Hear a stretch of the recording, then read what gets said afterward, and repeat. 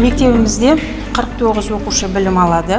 Мектеп жанындағы мини-центріміз бар. Мини-центрда 22 бала. Екінші, үшінші қабатта жылу жүйесі қосылды.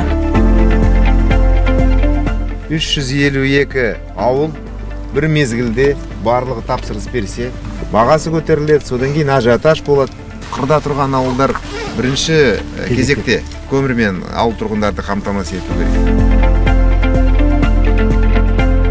Шалғайдағы ауылымыз. Жедел жәрдем машинасы бар. Жолда қалып қойған күндері де болды. Автобусымызда шаршаған бір жаңа машина болса.